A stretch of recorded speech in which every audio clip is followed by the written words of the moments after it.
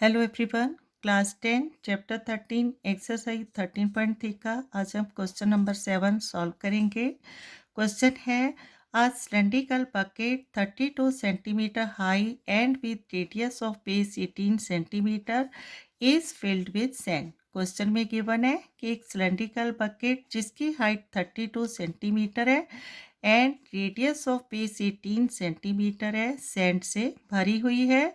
This bucket is emptied on the ground and a conical heap of sand is formed. इस bucket को ground पर जब खाली किया गया तो कॉनिकल हीप ऑफ सैंड है वो फॉर्म हुआ, मतलब एक कॉनिकल सैंड की ढेरी बन गई। If the height of the conical heap is 24 centimetre, अगर उस कॉनिकल हीप ऑफ सैंड की हाइट 24 सेंटीमीटर है, then find the radius and slant height of the heap. तो उस हीप की हमें रेडियस एंड स्लैंट हाइट है वो फाइंड आउट करनी। ठीक है, देखो इसी क्वेश्चन को एक बार फिर से फिगर के थ्रू समझेंगे।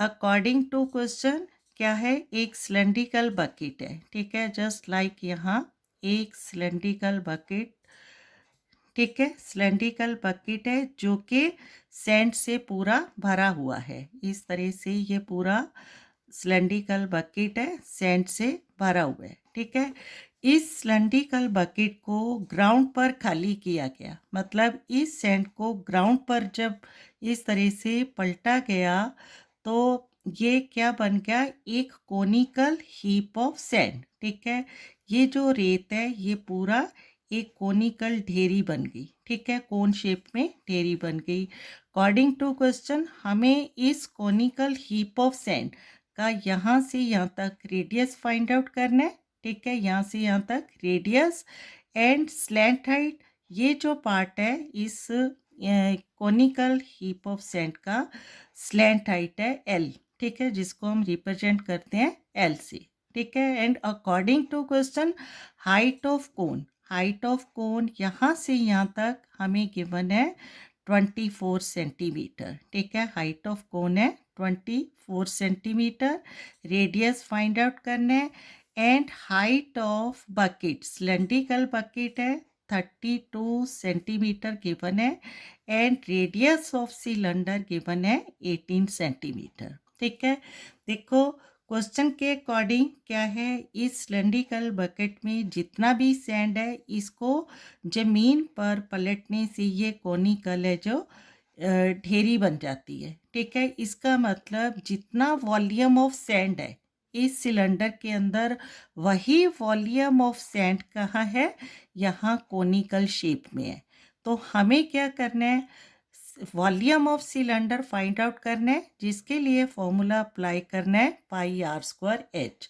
और क्या फाइंड आउट करना है, वॉल्यूम ऑफ कोन। ठीक है, इसके लिए फॉर्मूला अप्लाई करना है 1/3 पाई आर स्क्वायर एच। दोनों का वॉल्यूम क्या होगा, इक्वल होगा। जब हम इन टर्म्स को बैलेंस करेंगे, ठीक है, सॉल्व करेंगे, तो हमें हमारा फर्स्ट आंसर मिलेगा रेडियस ऑफ द कोन। ठीक है, means conical heap of sand. ठीक है, क्लियर है। फिर से, क्योंकि जितना सैंड इस सिलेंड्रिकल बकेट में है वही का वही सैंड है पूरा ग्राउंड पर जो है कोन की शेप में है, तो इसका मतलब volume of cylindrical part equal to volume of conical part है। ठीक है, तो इसको स्टार्ट करते हैं सल्यूशन इसका। First of all for the cylindrical bucket, तो यहाँ गिवन है, या फिर फॉर सिलेंड्रिकल बकेट गिवन है हमारे पास height of cylinder, height is equal to 32 centimetre and radius of cylindrical bucket is equal to 18 centimeter. ठीक है, and for conical heap of sand, for conical heap of sand given है हमें यहाँ height of the cone, तो यहाँ height of the cone is equal to 24 centimetre. And first of all हमें radius find out करना है, तो let करेंगे रेडियस को, ठीक है। Let the radius of the cone is equal to R, ठीक है। आर सेंटीमीटर लेंगे, ठीक है। अब क्योंकि दोनों का वॉल्यूम क्या है, सेम है, इक्वल है, ठीक है, तो लिखेंगे because the volume of the conical heap of sand is equal to volume of the cylindrical bucket, ठीक है। Volume of the sand in the cylindrical bucket, ठीक है। देयरफॉर फॉर्मूला अप्लाई करना है हमें, वॉल्यूम ऑफ कोनिकल पार्ट, ठीक है। Volume of cone 1/3 pi R square H is equal to volume of cylinder pi R square H, ठीक है। अब देखो दोनों टर्म्स में पाई क्या है, दोनों में सेम है, सेम वैल्यू है, तो इसको यहाँ ही से हम कैंसिल आउट करेंगे, तो बाकी जो सोल्यूशन है हमारा इजी हो जाएगा, ठीक है। पाई से पाई कैंसिल आउट, तो we have 1/3 into R square into height of cone given है 24 centimetre is equal to radius of cylinder 18 into 18 into height of cylinder 32 centimetre, ठीक है। अब यहाँ देखो 3 1 द 3 3 8 द 24, तो क्या आ गया हमारे पास 8 into R square is equal to, इनको एज इट इज लिखेंगे 18 इंटू 32, ठीक है। अब आर स्क्वायर का मल्टीपल 8 है, राइट साइड जाकर क्या आ जाएगा, डिवाइड बाय, तो we have R square is equal to 18 into 32 divide by 8, ठीक है। नाउ 8 1 द 8 8 4 द 32, तो यहाँ R square is equal to 18 into 4।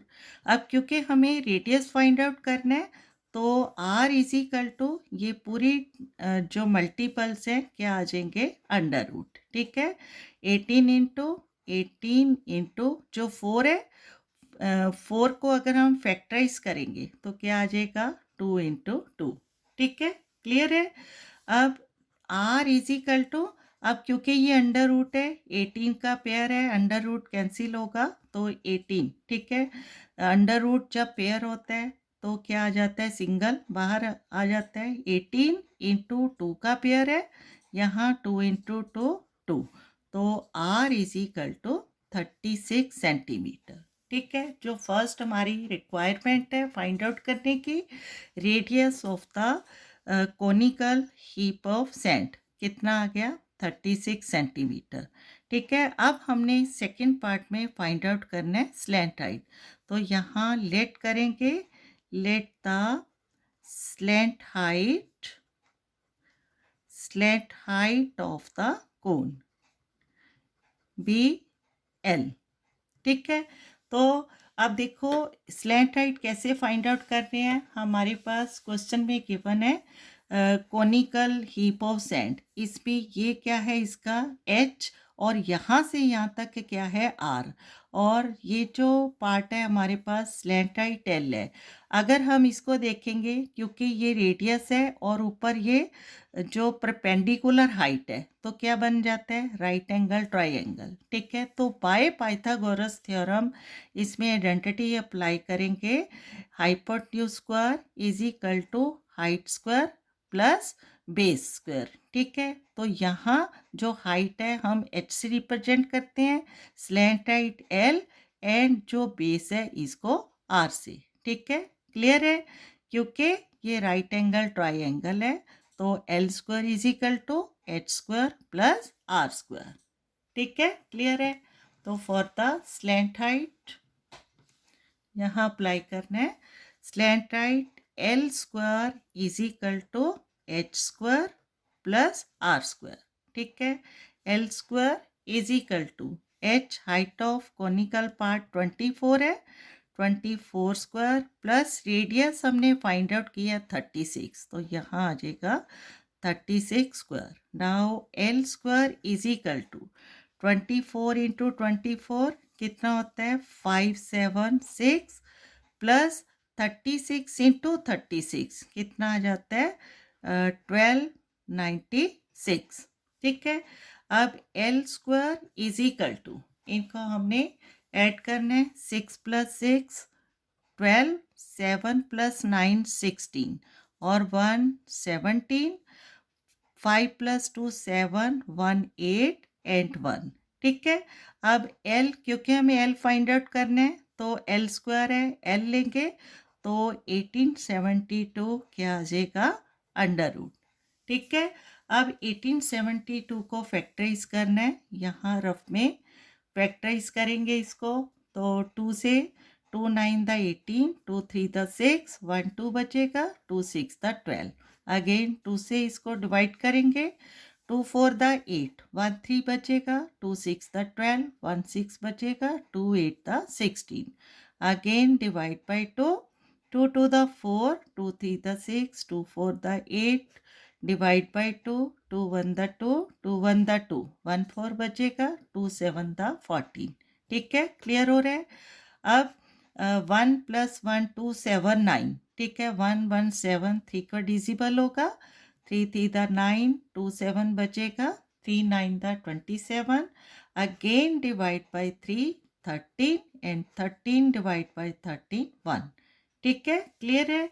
तो फैक्टर्स ऑफ 1872 क्या आ गया हमारे पास 2 इंटू 2, 2 का पेयर है, 2 इंटू 2, 2 का पेयर है, 3 इंटू 3, 3 का पेयर है एंड 13. ठीक है. तो यहाँ हमने नोट करना है L is equal to under root. ठीक है. Under root 2 into 2 into 2 into 2, 3/3 into 13. ठीक है. अब इनको अंडर रूट से बाहर लेकर आना है तो एल इज इक्वल टू 2 का पेयर है, फिर से इंटू 2, 2 का पेयर है इंटू 2 हो जाएगा, 3 का पेयर है इंटू 3 एंड क्योंकि 13 है, ठीक है, ये पेयर नहीं है, इसको क्या लेना है अंडर रूट. ठीक है. तो we have L is equal to 2 to the 4 3 the 12. तो क्या आ जाएगा 12 रूट 13 सेंटीमीटर.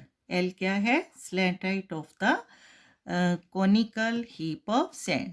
तो फाइनली जो हमने दोनों आंसर फाइंड आउट करे हैं उनको हमने यहाँ नोट करना है. ठीक है. क्या आ गया हमारे पास hence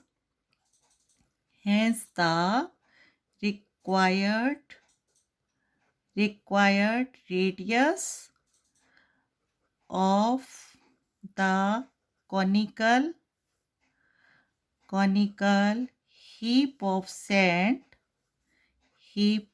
sand is 36 centimeter and the slant height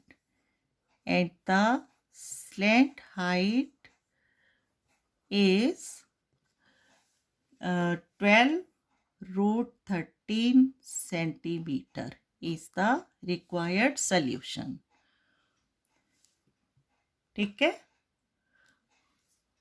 okay, thank you.